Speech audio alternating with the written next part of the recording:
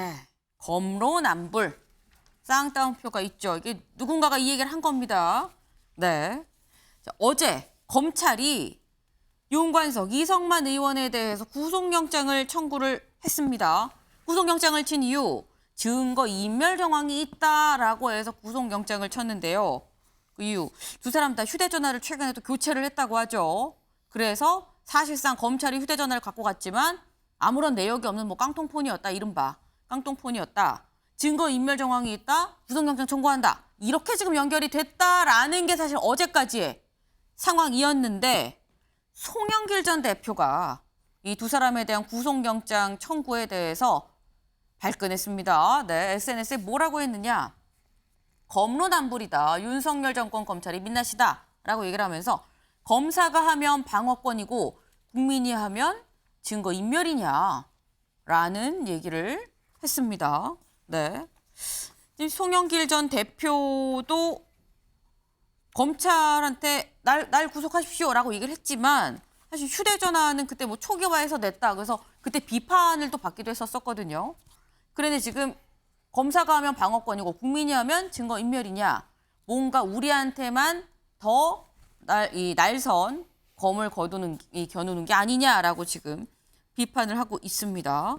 송영길 전 대표 본인의 방어권을 얘기했었던 적도 있었죠. 그 목소리 들어보고 오겠습니다. 검찰이 지난 12일에 압수수색한 이후로 먹사연에서 이제 하드디스크를 교체한 정황도 나왔는데 그런 문제는 다 법정과 검찰에서 대응해 가겠습니다. 검찰이 수사권이 있으면 저희는 방어권이 있는 것입니다.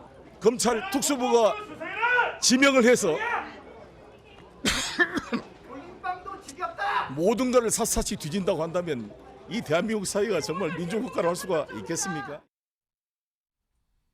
네, 우리도 방어권이 있다라는 게 송영길 전 대표의 얘기입니다. 근데 어제 한동훈 법무부 장관이 또 국회에 왔습니다. 국회에 와서 이런 얘기를 했는데요. 직접 들어보시죠.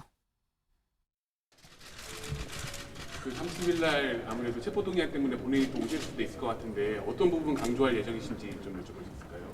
제가 처음 오는 것도 아니고요. 법무부 장관으로서 의원님들과 국민들께서 충분히 이해하고 공감하실 수 있게 설명하겠습니다. 무슨 말이죠, 그게? 그게 무슨 말인지 이해가 가세요? 검찰에서도 투명하고 객관적으로 잘 수사할 거라고 생각합니다. 그리고 그 조사받는 분이 여러 가지 자기 얘기하는 거는 그거는 뭐 자연스러운 거고요. 저는 그거에 대해서 뭐 크게 제가 뭐라고 할 만한 문제는 아닌 것 같습니다. 본인이 잘 이 대한민국 사법 시스템이 정한 시스템 안에서 잘 방어하시고 잘 말씀하시면 될 문제 같습니다. 네, 본인이 잘 그 대한민국 사법 시스템 안에서 잘 방어하시고 잘 조사받으시면 될 것 같다라고 얘기를 했습니다.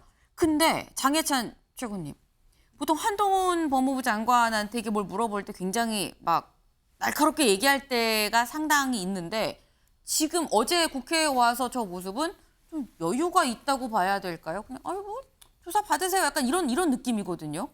어떻게 보셨어요? 보통 사람이 기가 안 차면, 기도 안 차면 저렇게 그냥 허탈하게 여유롭게 아유 뭐 알아서 잘하세요. 저도 토론해 보면 그렇게 되더라고요. 그런 차원이다. 네, 그래서 상대하기도 싫다. 뭐 이런 느낌이 아닐까 싶고요. 네. 방어권이 다 있죠. 근데 방어권을 적절하게 행사했는지 부적절하게 행사해서 증거 인멸에 해당하는 것인지는 법원에서 판단할 텐데요. 네. 우리가 이 과거 한동훈 장관과 뭐 채널A 사건 같은 경우는 그 채널A 전직 기자의 핸드폰을 통해서 이미 그 두 사람이 나눈 대화는 전부 다 증거로 공개가 되어 있는 상황이었고 네. 증거라고 할 수 있는 핸드폰의 원형을 훼손하진 않았습니다. 냈는데 비밀번호를 알려주지 않은 거죠. 그런데 송영길 전 대표 같은 경우는 핸드폰 원형 증거를 훼손했죠. 파리에 버리고 온 거잖아요. 그리고 단순히 핸드폰뿐만이 아니라 그 먹고 사는 문제 연구소에 하드디스크까지 교체한 정황이 드러나는 게 사실이라면 정경심 교수가 과거 동양대에서 PC 옮겼던 것처럼 네. 아주 적극적인 증거인멸로 해석될 여지가 있지 않을까 싶고 또 공교롭게도 윤관석 의원도 이 깡통폰을 제출했다고 하거든요. 근데 이제 과거에 2016년도에 이재명 대표가 무슨 한 강연에서 네. 팁을 알려드리겠다 하면서 수사받으면 절대 핸드폰 뺏기지 마라. 네. 여기에 모든 게 담겨 있다라는 조언을 하신 적이 있잖아요. 또 그 조언에 걸맞게 이재명 대표 본인도 수사받을 때 또 김혜경 씨 사건, 해경궁 김씨 수사받을 때 다 이제 이 핸드폰 바꾼 지 얼마 안 됐다 하면서 새 폰 내고 막 그랬었던 전례가 있어요. 근데 네. 그러한 방어권을 대부분의 사람들이 다 행사합니다. 하지만 이게 국민 눈높이 또는 법적인 상식에 비추어서 일반적으로 행사할 수 있는 방어권인지 아니면 아주 적극적인 제가 처음에 말씀드린 증거인멸 행위인지는 네. 법정에서 판단하지 않을까 싶습니다. 네, 조상호 위원장님. 한동훈 장관은 본인이 휴대전화 비밀번호를 공개를 거부한 때 본인의 직책이 검사였어요. 네. 그리고 그 친정인 검찰이 본인을 수사한 거고요. 근데 그 친정인 본인 검찰을 스스로 못 믿은 겁니다. 그래서 이 휴대폰이 공개될 경우에 그 많은 관련 없는 정보들을 범죄 정보처럼 여건에서 만들어 온 전력을 본인이 누구보다 잘 알고 있기 때문에 아 이걸 함부로 공개하면 안 되는구나. 그래서 끝까지 버텼지 않습니까? 그리고 실제로 그러면 한동훈 검찰이 네. 과거에 그러면 이 정도만 있었느냐? 고발사주 사건은 어땠습니까? 그 자기 밑에 있는 부하 검사잖아요. 손준성 검사. 그 거기서 진행했던 수사정보 담당관 정책관실에서 고발사주 수사가 시작되니까 하드디스크 다 교체하고 전부 다 폐기하고 포맷하고 그 작업을 다 하는 와중에 담당 검사가 또 그걸 찍었어요. 자기 휴대폰으로. 왜 찍었겠습니까? 상부의 보고용이겠죠. 우리가 이렇게 싹 다 정리했습니다. 그게 다 나왔어요. 그거는 그러면 합법적인 겁니까? 그거는 사실상 공무상 PC예요. 함부로 지우면 안 되는 겁니다. 본인들이 원전 수사 관련해 가지고 어떻게 했습니까? 그 원전 수사 관련해서 국가장 그 실무자 공무원들, 네. 중앙부처 공무원, 산자부 공무원들 구속할 때 그게 원전 폐기 위법과 관련된 걸로 구속한 게 아니에요.